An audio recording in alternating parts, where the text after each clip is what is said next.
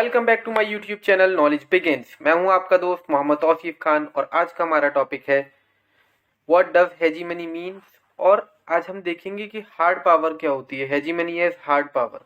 तो हेजीमनी जो है ये एक ग्रीक वर्ड है। ये एक ग्रीक वर्ड है जिसका मीनिंग होता है लीडरशिप या प्रीडोमिनेंस ऑफ वन स्टेट, एक स्टेट का डोमिनेंस अदर स्टेट्स के ऊपर। इसे ही हम हेजीमनी कहते हैं। हम जैसे कि जानते हैं कि पॉलिटिक्स में ना पावर का बहुत बड़ा रोल है। अगर पावर जिसके पास है वही वही पॉलिटिक्स में, वर्ल्ड पॉलिटिक्स में सबसे ऊपर है। तो जब वर्ल्ड वार सेकंड खत्म हुआ तो उसके बाद दो पावर इमर्ज हुई, एक यूएसए, एक यूएस और एक सोवियत यूनियन हमारा, यानी कि जो आज रशिया है। ठीक है, सोवियत यूनियन। तो जब बाइपोलर वर्ल्ड, तो हमने इसे क्या कहा, जब वर्ल्ड वॉर के बाद दो पावर्स इमर्ज हुई, यूएस और सोवियत यूनियन, तो हमने इसे बाइपोलर वर्ल्ड कहा। बाई का मतलब होता है दो, यानी कि बाई पोलर वर्ल्ड था उसके बाद, यानी कि दो सुपर पावर इमर्ज हुई वर्ल्ड वार सेकंड के बाद। लेकिन जैसे कि हम जानते हैं कि सोवियत यूनियन का जो है सोवियत यूनियन जो है वो खत्म हो गया अपनी गलत पॉलिसीज की वजह से। ठीक है, 1991 में तो सोवियत यूनियन खत्म हो गया और सिर्फ एक सुपर पावर बची वर्ल्ड में फिर, जो कि यूएस है। ठीक है, तो 1991 के बाद जो है वो सिर्फ एक पावर रह गई। इसीलिए हम क्या कहते हैं, अब यूनिपोलर कहते हैं, यानी कि बाईपोलर से यूनिपोलर हो गया world. In world politics country is constantly trying to gain power. अब वर्ल्ड पॉलिटिक्स में जो है, जैसे कि मैंने बताया कि पॉलिटिक्स के अंदर ही जो है वो पावर का बहुत ही इंपॉर्टेंट रोल है। अगर जिसके पास ज्यादा पावर है वो ज्यादा पावरफुल कंट्री होगी। अब पावर को हम कैसे मेजर करेंगे कि कौन सी कंट्री ज्यादा पावरफुल है?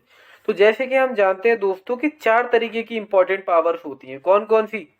Military power, political power, culture power और इकोनॉमिक पावर।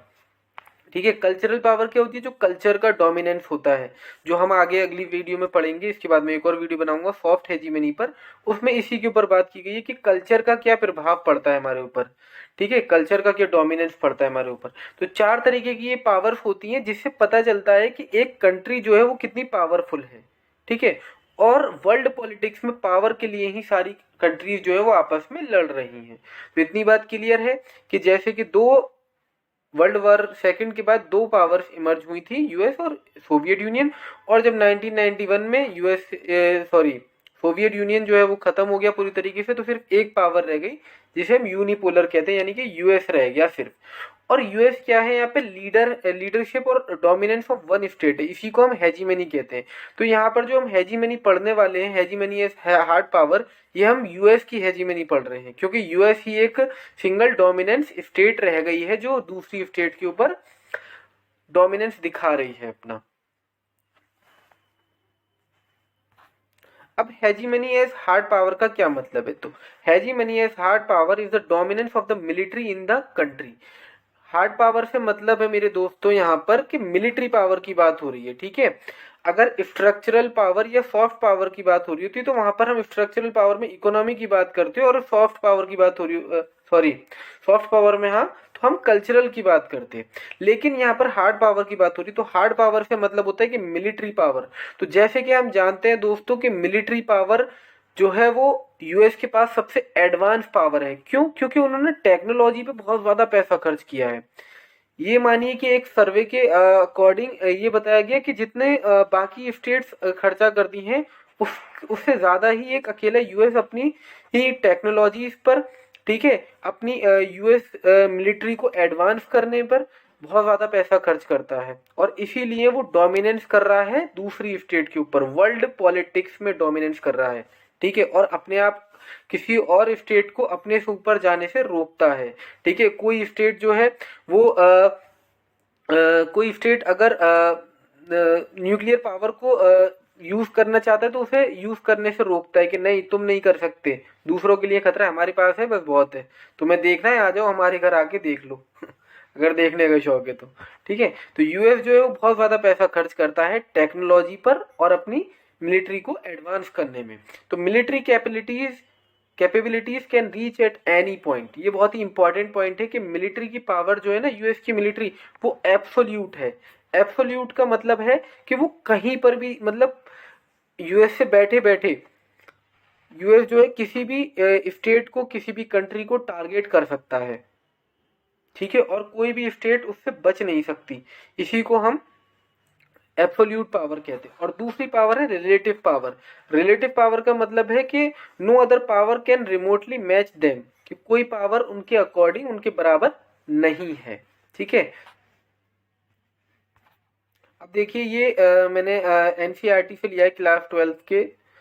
तो इसमें देखिए ये है एनुअल डिफेंस एक्सपेंडिचर 2004 का है, ठीक है। तो इसमें टोटल एक्सपेंडिचर के कितना कौन सी स्टेट अपनी मिलिट्री पर कर रही है, डिफेंस पर कर रही है। तो स्पेन 12.6, ये यूएस बिलियन डॉलर में, ठीक है।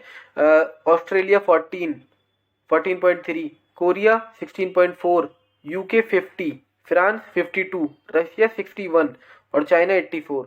और अकेला यूएस जो है वो कितने कर रहा है 455, यानी कि 455 यूएस बिलियन डॉलर खर्च करता है यूएसए सिर्फ अपनी मिलिट्री डिफेंस के ऊपर।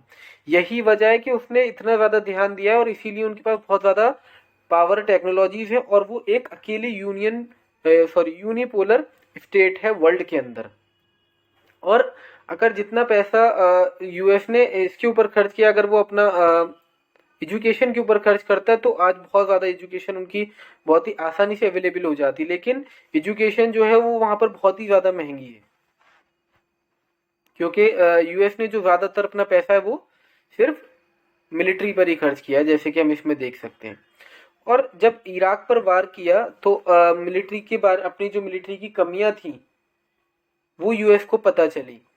After the Iraq underwent invention, there was an decline in United States hegemony as hard power in the military ecosystem। जब इराक पर हमला किया उसके बाद उन्हें अपनी जो खामियां थी, जो कमियां थी वो पता चली कि वो हार्ड पावर में कुछ तो उनके अंदर पास अभी भी कमी है, वो हेजीमनी उस लेवल की हेजीमनी नहीं है, हम कह सकते हैं।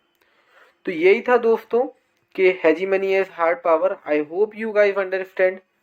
Please like my video and subscribe to my YouTube channel if you find my video informative. Thank you. Thanks for watching, guys.